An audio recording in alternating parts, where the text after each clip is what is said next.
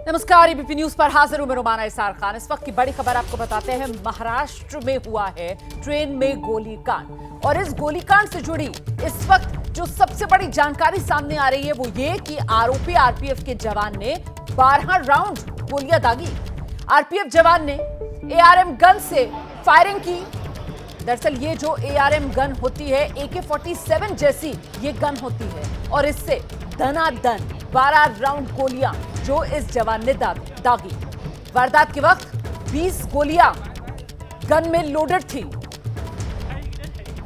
RPF जवान ने ARM gun से गोलियां दागना शुरू किया। 12 राउंड गोलियां दागी, 20 गोलियां लोडेड थी। AK-47 जैसी होती है ये एआरएम गन और इसी की चपेट में आकर, इस अंधाधुंध फायरिंग की चपेट में आकर एक एएसआई और 3 यात्री उनकी मौत हो गई। फिलहाल ये आरोपी जवान इस वक्त गिरफ्त में है। इससे पूछताछ लगातार जारी है। सीधे आपको लेकर चलेंगे। हमारे साथ हमारे सहयोगी मृत्युंजय इस वक्त मौजूद हैं। जरा जानते हैं मृत्युंजय से जो शुरुआती पूछताछ अभी तक इस जवान से हुई है उसमें क्या कुछ तस्वीर उभर रही है। मृत्युंजय, देखिए, जो अभी तक लगातार पूछताछ जारी है। खुद आरपीएफ के कमिश्नर ने पूछताछ की और उसके बाद अब जीआरपी के कमिश्नर रविंद्र सिसोदिया वो लगातार पूछताछ कर रहे हैं। जो बातें अब तक निकल कर आई हैं आधिकारिक तौर पर, ये सूरत से जो पूरी टीम चढ़ी थी, ये 4 आरपीएफ के जवान थे। इन चारों के नाम आपको बता दूं, constable Amay, constable Chetan Singh, head constable Narendra Parmar और जो आरोपी है। ये इस प्रकार से 4 लोग और साथ में जो इनके हेड थे एएसआई मीणा जिनकी मौत हो गई है, ये तमाम लोग लोअर परेल के वर्कशॉप में अटैच है, यानी लोअर परेल के वर्कशॉप में इनकी ड्यूटी लगती है। इनको जिम्मेदारी दी गई थी कि सूरत से लेकर मुंबई सेंट्रल के बीच में ट्रेन की सुरक्षा करनी है। इनको हथियारों के साथ में तमाम जो रेलवे के कर्मचारी थे, आरपीएफ के जवान, ये तैनात थे। जब ट्रेन पालघर के बाद निकली उसके बाद जो एएसआई मीणा थे उनसे इसकी बहस हुई, परमार की, चेतन परमार की, और दोनों की बहस होने के बाद 5:27 के करीब सबसे पहले चेतन परमार ने एएसआई मीणा पर फायरिंग की। इसके बाद चूंकि यह घटना B5 कोच में हुई थी और B5 कोच के ठीक लगकर पेंट्री कोच था और S6 कोच था, वहां पर 3 यात्रियों को भी निशाना बनाया।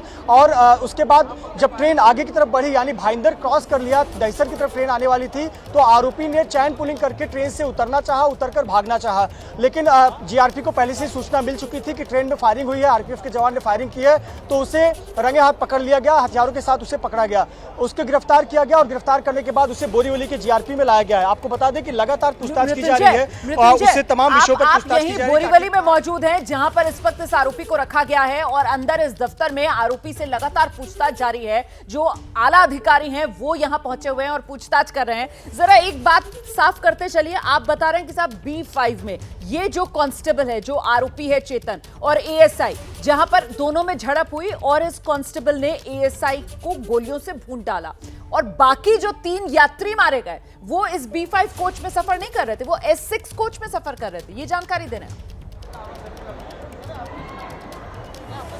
जी बिल्कुल, देखिए, ये कोच अटैच है और जो फायरिंग की घटना हुई है किसी भी सीट पर, किसी बर्थ पर नहीं हुई है, बल्कि जो पेंट्री और कोच के बीच का जो हिस्सा होता है या टॉयलेट के पास का हिस्सा होता है, उन जगहों पर उसने यात्रियों को गोली से मारकर हत्या कर दी। तो यही सवाल उठता है कि यात्रियों को क्या उसने सीट से उठाकर लेकर आया था, या जो यात्री देखने आए कि फायरिंग की आवाज क्यों हुई है उनको उसने निशाना बनाया। ये तमाम सवाल है जिसके पूछताछ के लिए, जांच के लिए अधिकारी यहाँ पर पहुंचे हुए हैं। महत्वपूर्ण है क्योंकि उसने यात्रियों को निशाना क्यों बनाया। अगर उसकी बहस झड़प एएसआई मीणा से हुई थी तो यात्रियों को निशाना क्यों बनाया, ये बहुत बड़ा सवाल है। आप रहिए मेरे साथ में, लौटूंगी आपके पास। यात्रियों को निशाना क्यों बनाया, ये बड़ा सवाल है। इसी सवाल का जवाब तलाशने के लिए पूछताछ लगातार इस आरोपी जवान से जारी है। पत्रकारिता कोई इमोशन नहीं है, ना अपना कोई ज्ञान देना है और ना कोई विचार थोपना है। पत्रकारिता क्या है? पत्रकारिता का मतलब है सही जानकारी इकट्ठा करना और तथ्य बताना। पत्रकारिता आज जितने महत्वपूर्ण दौर में है, शायद पहले नहीं थी। इस दौर से निकलने के लिए सिर्फ सच दिखाने की जरूरत है, वो सच जो आपके हित को आगे रखे। इसलिए अब रात 9 बजे प्राइम टाइम नहीं होगा, ये आपका टाइम है। जगविंदर पटियाल के साथ देखिए पब्लिक इंटरेस्ट 17 जुलाई से सोमवार से शुक्रवार रात 9 बजे सिर्फ एबीपी न्यूज पर। एबीपी न्यूज आपको रखे आगे।